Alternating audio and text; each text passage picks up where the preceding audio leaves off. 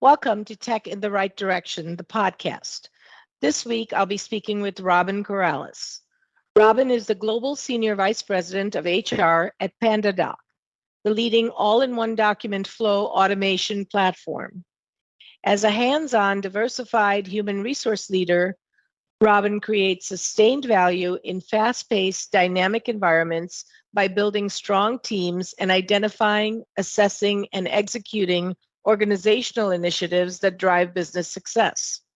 In her role at PandaDoc, she is focused on building a talented organization that will help scale the business while maintaining its best workplace culture. Welcome to the show, Robin. I'm so excited to have you on. Thank you so much, Jennifer. It's really exciting to be here. Great. So let's get started. So, Robin, as a woman in tech, can you share with us your career journey and how you got to where you are today? Sure, my pleasure. I had a little bit of a roundabout way to get into technology. My career started in the printing industry, and I worked in print advertising for 12 years. And the entire time that I was there, I knew I wanted to get into advertising. I wanted to be more on the advertising side versus the publication side. And eventually made that dream a reality and moved into advertising, then making my way into advertising technology and Mm. eventually into a SaaS startup. So a Oh, little bit wow. unconventional way to get here, but made it here nonetheless.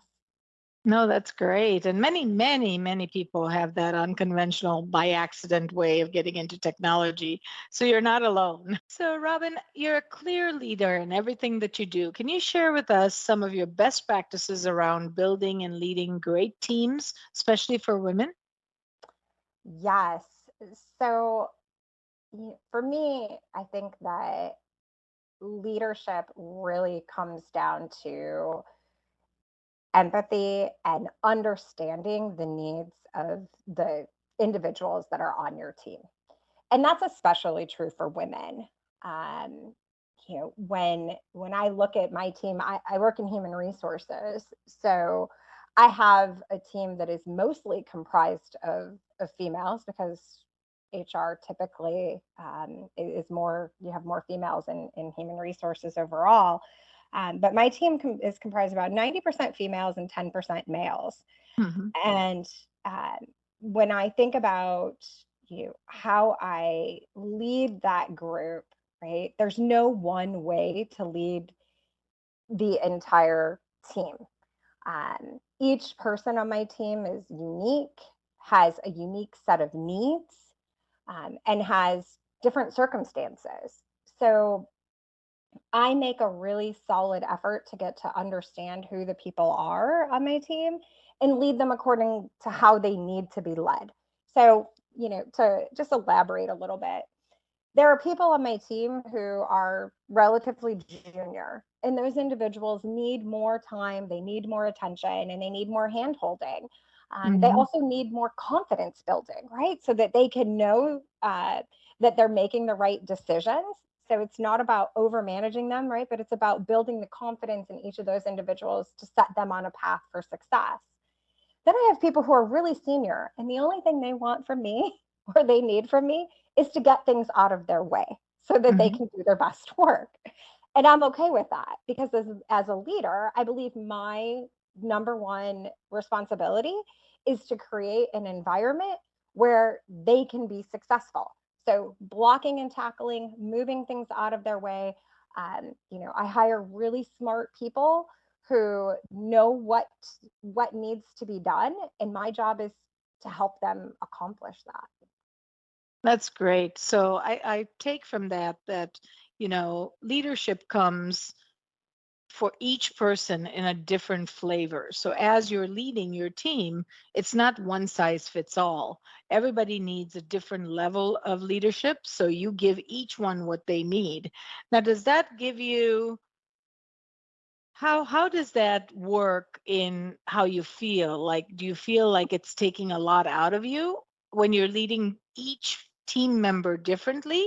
Or will the one size fits all be easier but not as effective? So what a great question. um, I think it depends on the day. There are certainly Mhm. days where you have a trying individual on your team, and Mhm. maybe you're having a bad day yourself, or you really just want to tell them what to do, right? Because you need to get something done. Um, Mhm. but you know that in that moment, right, that it's going to pay off dividends if you manage them the way they need to be led Mhm. instead, right? And you Mhm. give them the opportunity to either to find their way instead of telling them what to do, or you give them the latitude and grace that they need in that day, even though it may take a lot out of you. So some days it can be pretty draining. Mhm. Um, but in other days, it's really more rewarding, and it gives me energy to see my team grow and flourish because of how I am able to lead them and manage them. And there's no better reward than when somebody has a tough day, or someone has a unique challenge that I really either want to solve for them. Right? I'm a fixer. I'm like, I just want to Mhm. go fix it. Mhm. And to allow them to fix it themselves or help them fix something themselves, and for them to come back and say, you know what, thanks so much, right? Like, that's exactly what I needed in that day. And sometimes you get that, and that's the most rewarding part of being a leader. Yeah, I love that you said that the more senior people just want a hands-off approach. They just want you to get things out of their way so that they can be productive. And that's so true. It's very true with my team. I give them the autonomy to, do their job individually, independently. And if they need anything, I'm always there for them. But if you micromanage them, they will leave. They're just not in that boat because they know what they're doing, their experience, they thrive on the autonomy. 100%. And sometimes that can be hard as a leader, where maybe you want to interject something. Hmm. Hmm. Um, but you know that by doing so, you may deflate them, right? And so it's Hmm. like, all right, you know what? Let's, as long as the the outcome is there. Sometimes you have to refrain from on interjecting too much into the actual roadmap to get to the outcome. Hmm. Yeah, so true. So you're passionate also about mental health in the workplace every day. So not just during Mental Health Awareness Week, but all the time. So tell us more about that. Yeah. So I had written an article last year during Mental Health Awareness Month, and it was very popular, became very popular during the pandemic for Hmm. companies to start doing mental health days, or providing individuals with one mental health day a month, or doing a mental health week, and shutting down for a period of time. And while I think that it's great that companies recognize that mental health is something that needs to be prioritized, I just don't think it's enough. Um, and so, when I think about mental health in the workplace, I think our obligations are so much more. And it's about creating an environment where teams feel okay to discuss mental health, where teams feel it's okay to have mental health challenges, uh, Hmm. and not just say, hey, you know what, we're going to go ahead and shut everything down for a week because people are burned out. I have had my share of recommendations to executives about expanding the time off for, whether it was Independence Day and expanding that to an extra, few days off, Hmm. or doing shutdowns during the winter holidays. But more than that, I think it's important for leaders to emulate um, the what we expect from a mental health, uh, the ability to talk about mental health in the workplace. So what Hmm. do I mean by that? There are times when I have had a bad day at work. I think we all have. Hmm. and and there are times where something maybe in my personal life was impacting my ability to operate effectively on a certain day or in a certain meeting.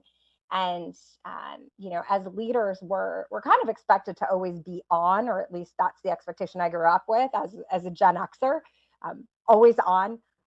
There is no bringing work into, or there's no bringing life into work. It is, the Mhm. two are separate. But one of the things that I practice is, if I'm not in the right headspace, uh, I will tell my team, I'm like, hey, look, you know what, today I'm not there, right? Like, I'm not in the best mental health space today, and Mhm.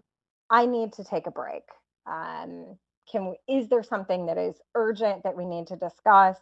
Can we put this off? Is this, and I ask for their permission to be able to do it versus just canceling on someone, or not showing up for a meeting. But at the same time, I let them know the reasons why. And that provides them with the permission to do the same, right? So by me saying, hey, look, you know what? Here's my challenges personally, and demonstrating that vulnerability, I'm giving them permission to do the same back with me.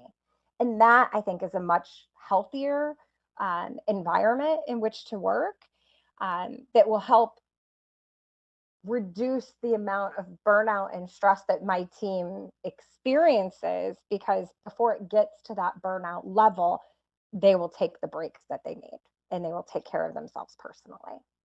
That is so good, but really you have to be vulnerable, and people are like, I can't say I need a mental day, are they going to think I'm crazy, or whatever. But that, being authentic and being real and showing that you're human too, and you can have a burnout time too, that you need to slow down and shut down, and that really gives them permission, like you said, to know that it's okay to have that, which is so important. Now, I wanted to add one thing is, having the days off is one thing, but really focusing on shutting down your electronics and your computers and your phones is even more critical. What do you think of that? So I couldn't agree more. I just took a vacation. I'm fresh back from vacation today, Hmm. from a lovely trip to Mexico. Hmm. And I told my team before I left that I'm going to try to be the shining example of the vacations that I want each of you to take. I Nice. am not bringing my laptop with me. Hmm. And they were all like, what? And yeah, I didn't. I did not bring my You're a laptop brave with. soul. And of course, in the time of COVID and all these other challenges, even my husband said, well, what are you going to do if we get stuck in Mexico and we can't get back Hmm. into the US? You're not going to be able to work. Like, I'll figure it out, right? But I'm not going to bring my laptop. I don't think, I think that as a leader, it's my job to set the example. Admittedly, I checked Slack on my phone on occasion. I did it more for me to not be overwhelmed when I got back Hmm. with Hmm. 1 million Slack messages. But I refrained from responding, right? So anything that was Hmm. there, I was like, you know what? I'm good. Somebody else is going to get this and it's going to be okay. There were no burning emergencies while I was gone. Anything that happened could be taken care of, was all taken care of. So um, I highly encourage my teams to completely shut down. I have been known to mute people on Slack. I don't know if you know that this is a thing, but Slack has a mute button where you can mute individuals. So I've had people on my team who go on vacation and would and still Slack, or will Slack me about things. Hmm. And I have literally muted them while they were on vacation. And I've told them, I am muting you. So I will not get any more of your Slack messages. I would suggest that you shut down the rest of the week and turn it off. That's Because, great. and it wasn't that they were slacking me about anything that was an emergency, right? It was random, just random things to do with work. I'm like, it's not important. Go enjoy Hmm. your time, right? Like, And be decompress. present in your vacation. You really need to be Yes, present wherever you are. yes. Yes, 100%. So, what a great example. And you are really a true example of a great, great leader because, that's hard to do. I've owned my business for 32 years and take my laptop and don't know what a vacation looks like without answering emails. So I want to get to your place soon. I was not always this way. Hmm. So, admittedly, it took me many years to learn to set boundaries. Hmm. And I think that's, one of the kind of going back to the, leading women, right?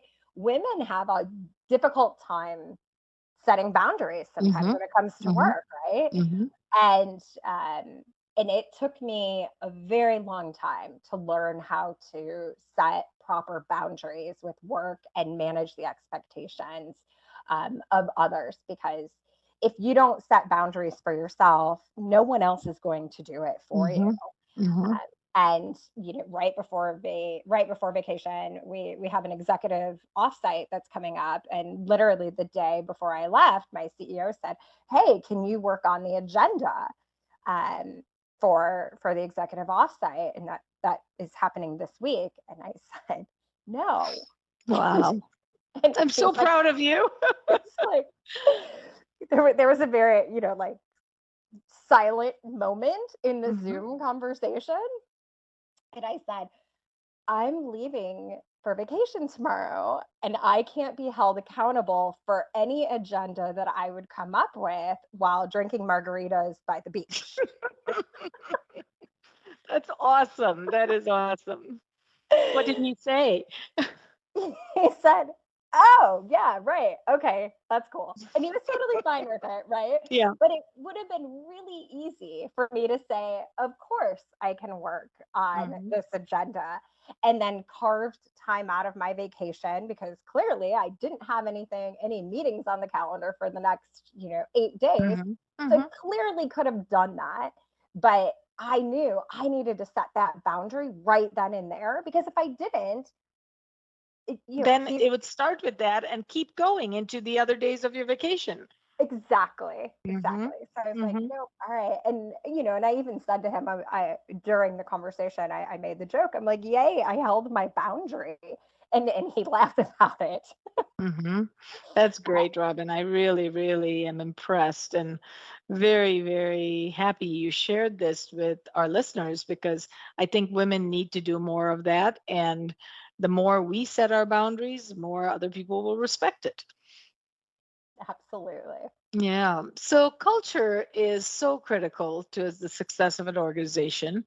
Can you share some best practices that you've learned over the years to make positive shifts in the workplace culture?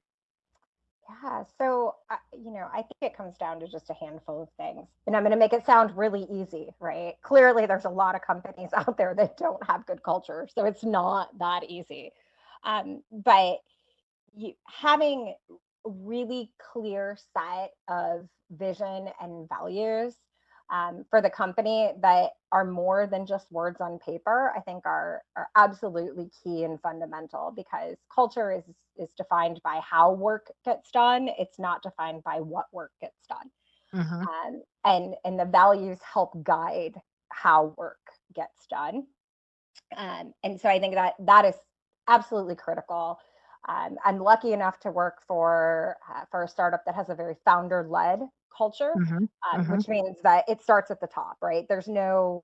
Um, there's there's no debating that our vision and values are not part of the company, because they are literally ingrained from the very top. So I think Nice. that's um, one key element. The second is really about transparency.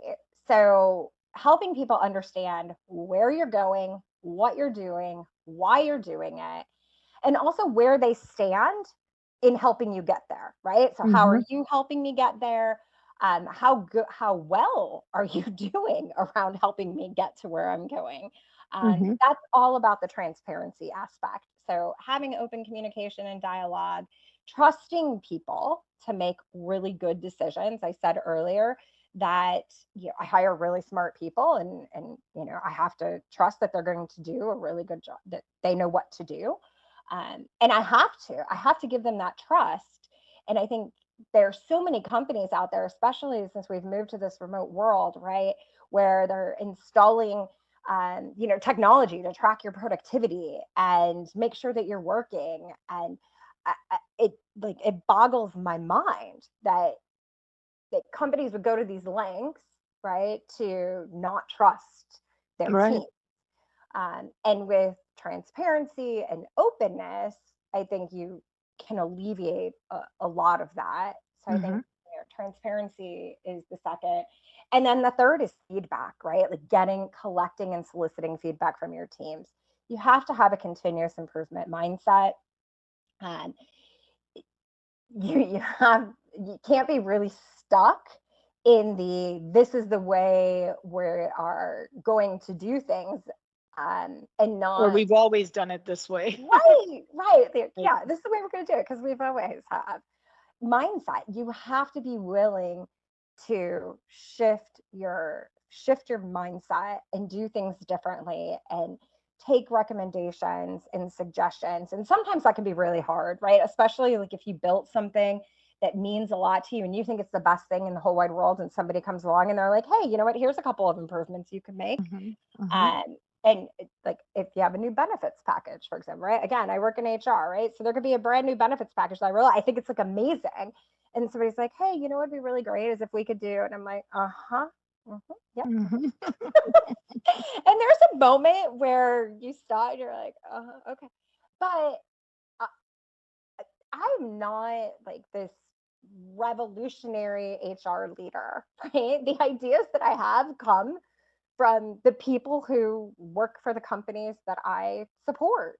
Hmm. And it's, by listening and soliciting feedback and listening to their opinions and their ideas and their recommendations that have led to my ability to create these amazing cultures, and great companies.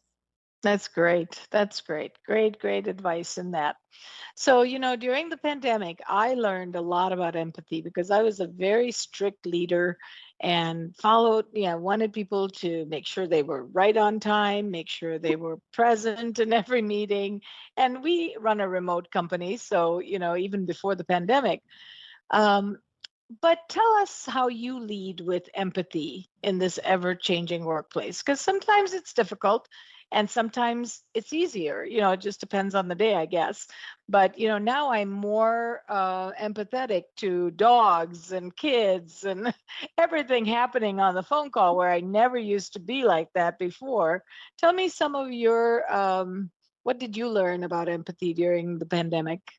Yeah. So I think I was in the same boat as you, where Hmm. prior to the pandemic, I absolutely was that person who was Hmm. like, why is so and so always coming in 30 minutes late, right? Right. What is going on? Why can't you get here on time? Hmm. Um, and after the pandemic and moving to a remote environment, um, I I learned a lot more about this whole work life integration Hmm. piece. Hmm. And I think that's where the empathy starts to begin, is in the recognition that there is a work life integration. It is not a work life balance, no matter what anybody says. There are moments Hmm. when work completely overtakes my life. There are Hmm. moments when that happens. And it's odd. The balance is that work gets all of my attention. And Hmm. then there are moments when my life requires and demands more attention, and that's okay too, right? And so I've learned that, if I am experiencing this, then it's clear that others are experiencing the same thing. And I think for me personally, I went through the pandemic with a 2-year-old Hmm.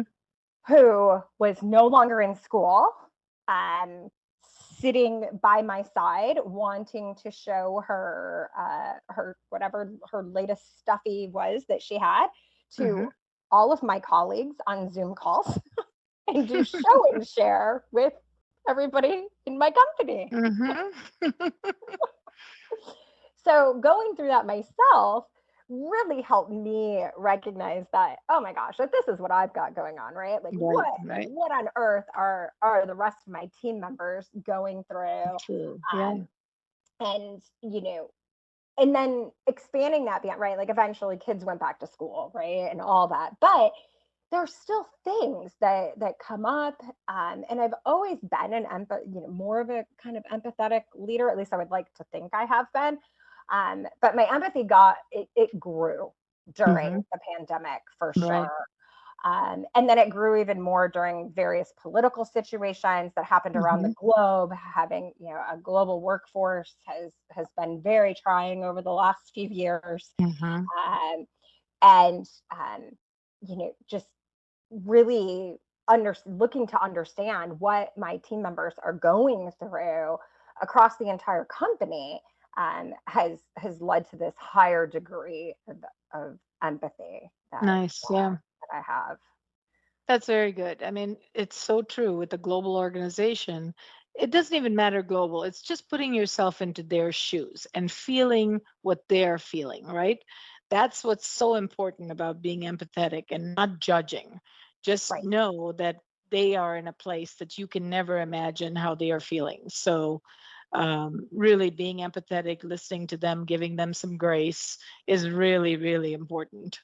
Absolutely. Absolutely. And I think that's, people oftentimes they're like, well, I don't know how to be empathetic. Um, and it's just like the last thing you said really resonates, right? It is about giving people grace Hmm. and, allowing them to be them. Hmm. It's okay because no one is perfect. I had this conversation with my daughter, my now 4-year-old daughter last Hmm. night. Hmm. No one is perfect. We all have faults, but I still love you just Hmm. the way you are because I'm going to give you that grace. And that's really what it's all about. That's great. That's great. So, Robin, on a personal note, who inspires you and why? So this is a great question. You know, I find my inspiration from my team the Hmm. most. Hmm. And a lot of times you ask leaders this, right, and they may rattle off some Hmm. inspirational leader that's well known. But for me, my inspiration doesn't come from there. It comes from my team. Hmm. Um, and when I say team, I mean not just the team that I manage, but the individuals who work at my company. Hmm. And the reason for that is I see their resilience, right? Working in a tech startup is really, really hard, and the pace is really fast, and Hmm. the changes are nonstop. And and then I look at the adversity that my team has gone through over the last few years between pandemic, political situations, fraudulent elections, wars, displacement from their homes. And I'm like, wow, these people continue to show up and give it their all every day Hmm. in spite of all the adversity. And that provides me with this tremendous amount of inspiration, and it allows me to continue to um, like come to work every day and Hmm. keep going in spite of all of the changes and the difficulties, you know in a tech startup, and trying to build out an HR organization that is growing really, really fast. Yeah, so true. So true. So I love that your team inspires you every day because I agree. I feel the same way. It's like it's my team that I get up in the morning to come to work for, get to my desk and do everything for them so that they can be successful, they can grow, they can I can help them in any way possible. But with so much going on in this world and add life to it, it is really impressive to see them show up every day, and really work hard. Absolutely. Yeah, so true. So I love to travel, and I always ask this question. It's a little bit selfish, so I can add maybe things to my bucket list. Love it. So where's your most favorite place that you've traveled to and why? So I am in love with a tiny little island off the coast of St. Martin called Anguilla.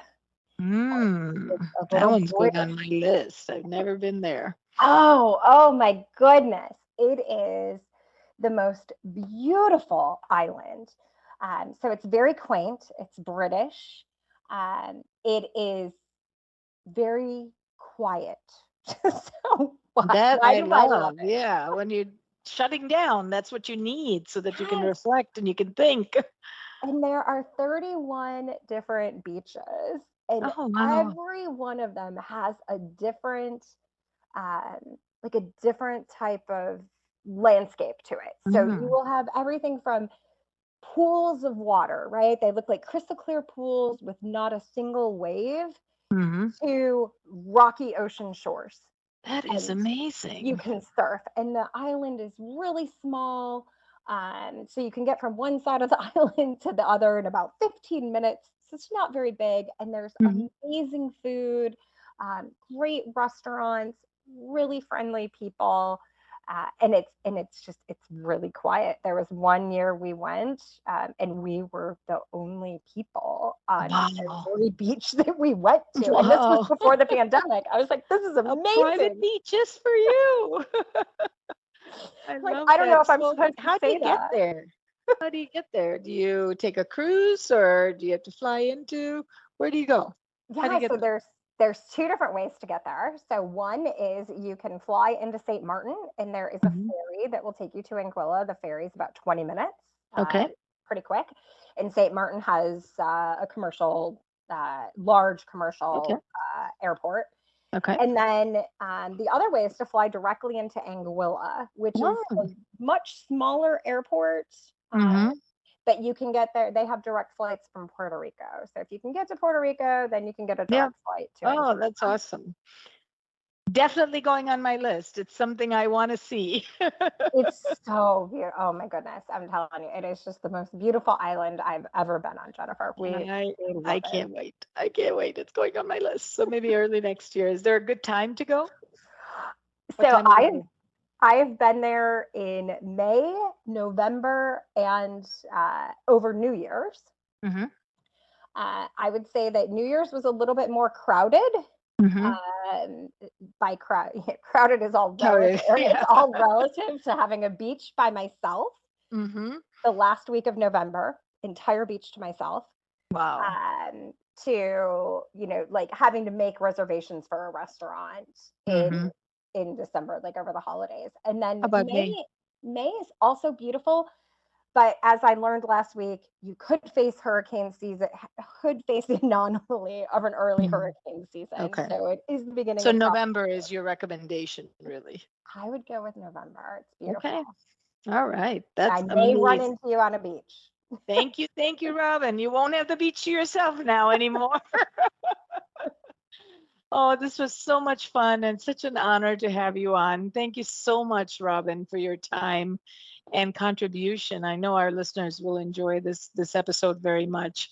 So in closing, what advice would you give to a woman considering a career in the tech industry?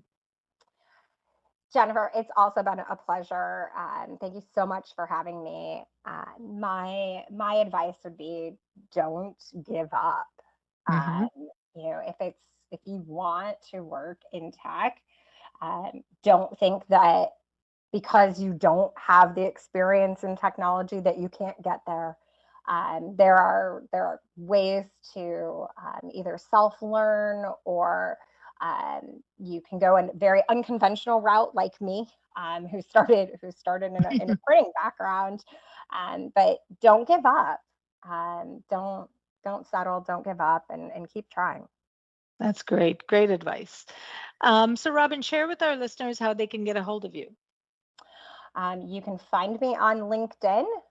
It's Robin Corralez. And you can also find me on Facebook or Instagram. And it's also under Robin Corralez. I make myself pretty easy to find. That's great. Well, Robin, thank you again. It was a pleasure and an honor.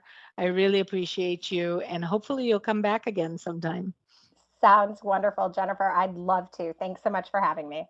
Thank you. Thank you for listening to Tech in the Right Direction. Please take a minute to subscribe or follow so that you never miss an episode. Also, don't forget to like, share, and comment. Thank you. See you next week. From IT skill enhancements to end user adoption training, Directions Training is your resource to help optimize the effectiveness of your technology investments. Over 500,000 students have taken advantage of our wide selection of technology and business training solutions covering the most popular applications today, such as Microsoft 365, Azure, Windows 10, and more.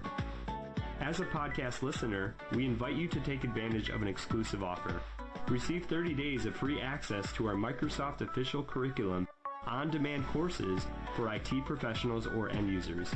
Visit us at www.directionstraining.com/podcast to claim this offer today. Hurry, this offer is only available for a limited time.